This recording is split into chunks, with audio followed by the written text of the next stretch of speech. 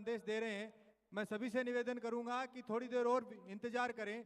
इतनी देर हमने इस गर्मी को सहन किया है, प्यास को सहन किया है, तो थोड़ी देर विराजें।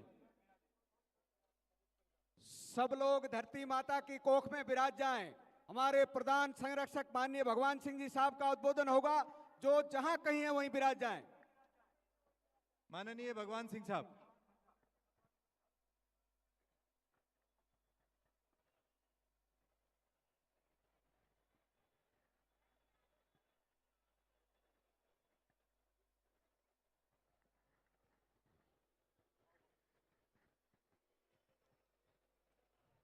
परमपिता परमेश्वर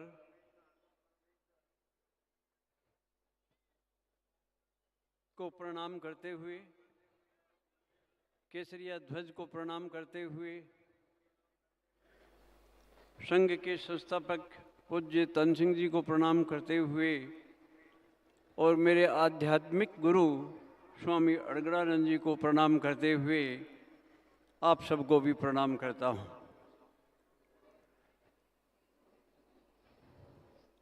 जो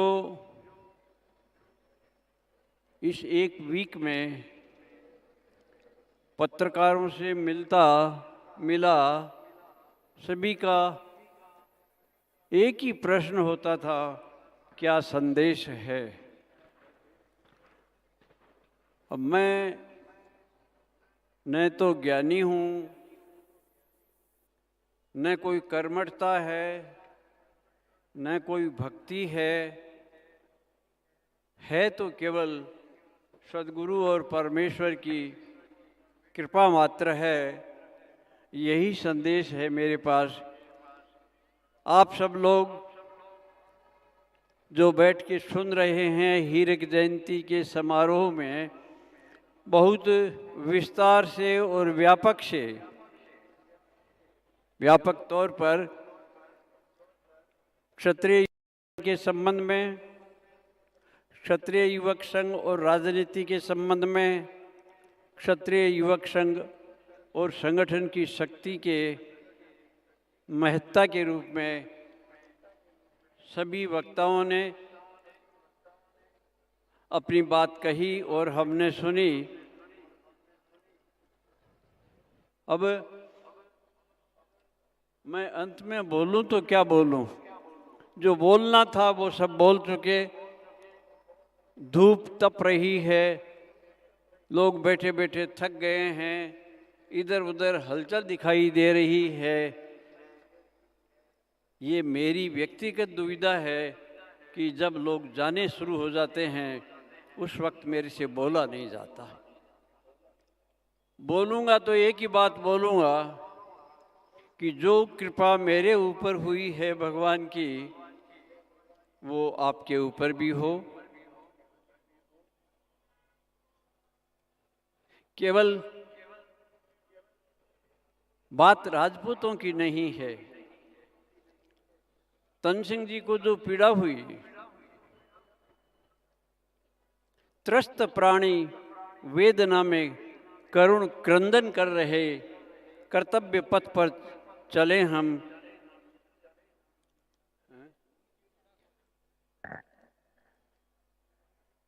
अब ये बुढ़ापा है, वो आप जोड़ लेना।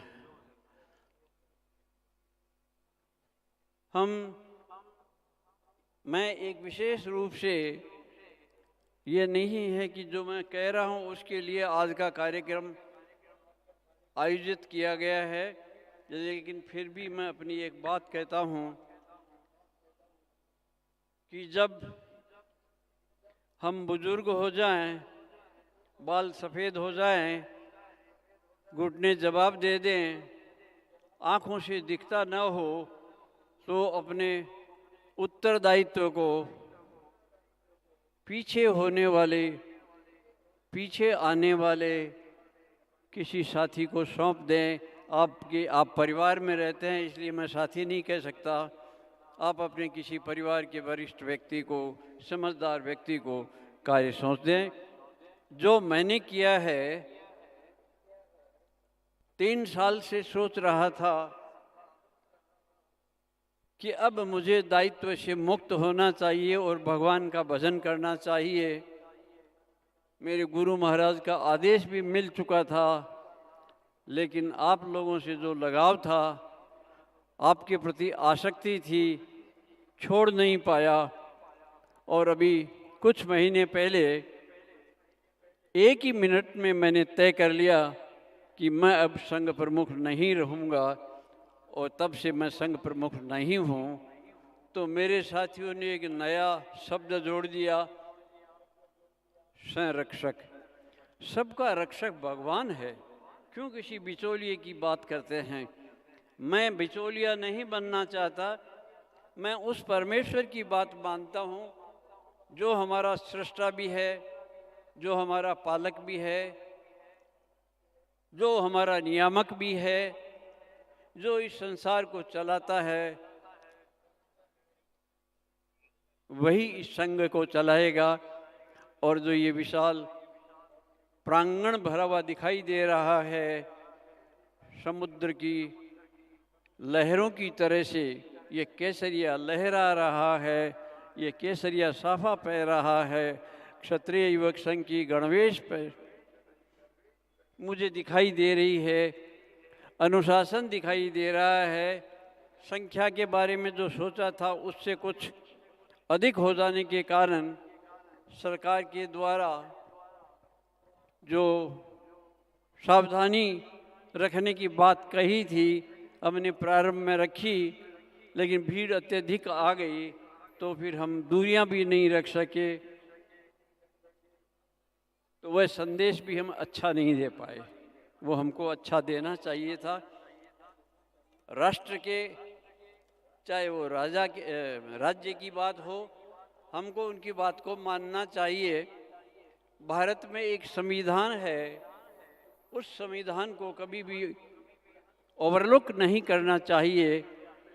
ऐसा क्षत्रिय युवक संघ कर रहा है, आपको भी इसी प्रकार का संदेश देता है। भगवान ने कहा, मैं तुम्हें प्यार करता हूँ और तुम भी मुझे प्यार करते हो, तो मेरे समीप आओ, पास में आओ। पास में कैसे आएंगे? पूज्य तन सिंह जी ने कहा, हम ईश्वर को प्राप्त करना चाहते हैं तो हम हमारे अंतःकरण को शुद्ध करें। जैसे आप पूजा पाठ करते हैं, ऊपर से ही राम राम करते होंगे, लेकिन वहाँ बैठने के लिए आसन बिछाते हैं, शुद्धता का आचरण करते हैं। इसी तरह से भगवान हमारे ये जो हृदय का आसन है, अंतःकरण का आसन है, उसमें तब आएंगे जब हमारे अंदर पवित्रता होगी। और पवित्रता कहाँ से उत्पन्न होती है? उसके लिए पूज्य तन सिंह जी ने कहा, श्रेष्ठ कर्मों से। और श्रेष्ठ कर्म क्या है? भगवान द्वारा निर्देशित, हमारे लिए जो निश्चित किया गया है, जिसके लिए हमारा जन्म हुआ है, किसी पर्टिकुलर जाति में, देश में, धरती पर, और माता पिता की कोख में हमने जन्म लिया है, ये भगवान का विधान है, हमारा विधान नहीं है। और जब हम भगवान के विधान को छोड़कर अपना विधान चलाना चाहते हैं तो सफलता नहीं मिल सकेगी। हम लोग देखते हैं, हम जो ज़बरदस्तियाँ करते हैं, परिवार बनते हैं और बिगड़ जाते हैं। हमारी चाह क्या है? भगवान की चाह नहीं है। भगवान की चीज़ों में हमारा आकर्षण है, भगवान का बनाया हुआ संसार है, वो मुझे नज़दीक ले जाता है।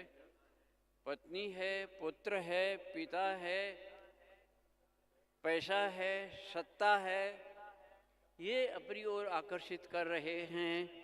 शास्त्रों में बताया है कि जीव है, वो दो सत्ताओं के बीच में झूल रहा है। एक तरफ परमपिता परमेश्वर उसको अपनी ओर खींच रहा है, और दूसरी तरफ ये संसार ये प्रकृति जो भगवान के द्वारा बनाई हुई है, जिसको हम माया भी कह सकते हैं, वो माया अपनी ओर खींच रही है। तो माया और भगवान के बीच में हम झूला बने हुए हैं। निर्णय हमको करना है। कोई समाज निर्णय नहीं करेगा, कोई संविधान निर्णय नहीं करेगा, कोई विधानसभा, कोई लोकसभा ये निर्णय नहीं करेगी। ये निर्णय हमको करना है। तो मुझे लगता है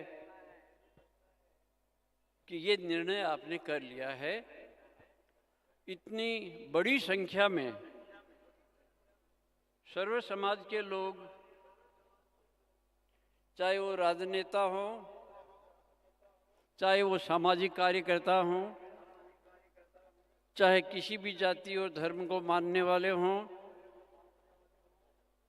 वो यहाँ आए हैं तो अपने आप नहीं आए। हम ऐसा सोचते हैं कि हम अपने आप आए हैं, लेकिन ये तो एक ऐसा माहौल बना। माहौल किसने बनाया? ये परमेश्वर ने बनाया। जो सुदर्शन चक्र की बात करती है, मैं आप लोगों को जब यहाँ देख रहा हूँ तो सुदर्शन चक्र चला था, वो राजनेताओं को भी यहाँ ले आया, धर्म धुरंधरों को भी ले आया, डॉक्टरों को भी ले आया, इंजीनियर्स को भी ले आया। इसमें हमारी कोई विशेषता नहीं है। जब ये बात समझ में आ गई तो मैंने प्रयत्न करना छोड़ दिया। और जो कोई पूछता कितनी संख्या आएगी, कि भगवान जाने, कौन कौन बोलेंगे, भगवान जाने।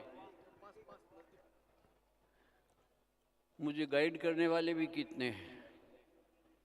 कृपा है आप सबकी, आपके कारण मैं जीवित हूँ और इसलिए आपकी सेवा करना मेरा कर्तव्य है।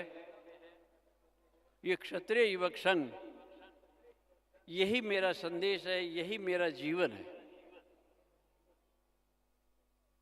पंछी तो उड़ जाए मगर ये उड़ न सकेगी टहनी रे। मैं तो एक पेड़ की टहनी बना हुआ हूँ, जिस पर फल लगते हैं तो लोग पत्थर फेंकते हैं, उसके ऊपर पक्षी बैठा है वो तो उड़ जाता है, लेकिन टहनी कहीं जा नहीं सकती। मुझे आपके बीच में रहना मेरी प्रकृति है, मेरी व्यवस्था है, और उसको मैंने सहर्ष स्वीकार कर लिया है।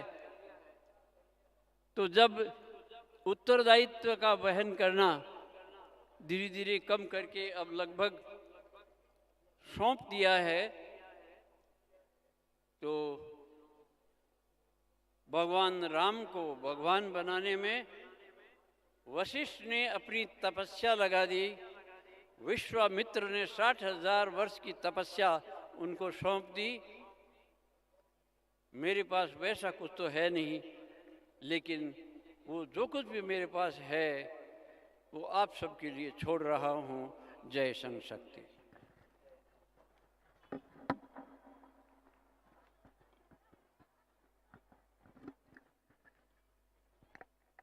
आभार माननीय भगवान सिंह साहब। कुछ लोगों के नाम, बहुत सारे लोगों के नाम छूट गए हैं बोलने से। कुछ लोगों के नाम फिर जो मुझे ध्यान में आए, हमारे साथियों के ध्यान में आए, मैं निवेदन करना चाहूँगा।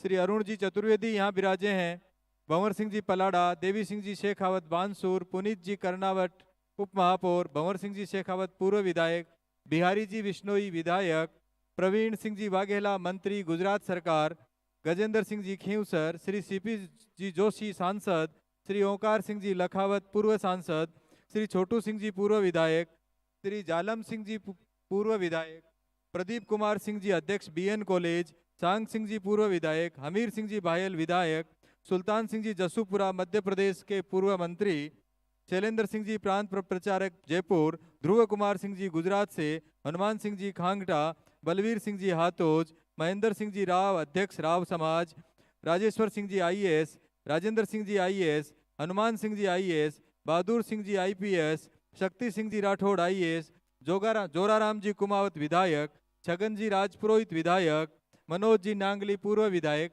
आदि अनेक लोग भी यहाँ कार्यक्रम में उपस्थित हैं। अब कार्यक्रम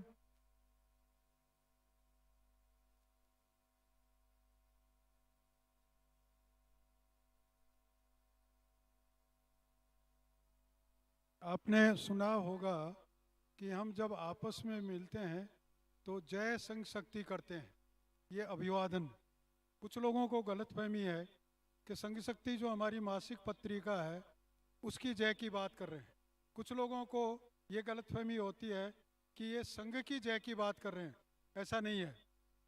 जय संघ शक्ति होती है, संघ की शक्ति हमेशा विजयी होती है, लेकिन संघ की होती है, समूह की नहीं। और संघ क्या है?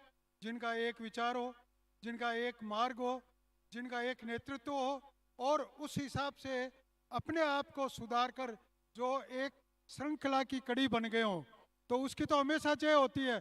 इसलिए हमको प्रयास ये करना चाहिए कि इस जय संघ शक्ति को अपने जीवन में उतारें।